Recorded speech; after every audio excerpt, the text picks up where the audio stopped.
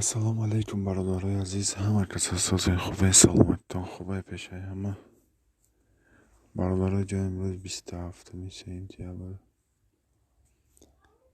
1168 سومن دلار باشد، 1022 سومن یورو باشد، 987 سومن.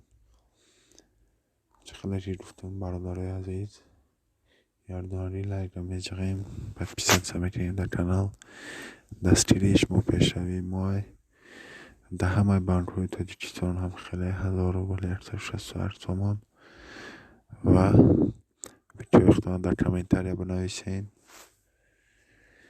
باقی سربلند آباد باشین. خداوند هر یک شما را نگهبان باشد.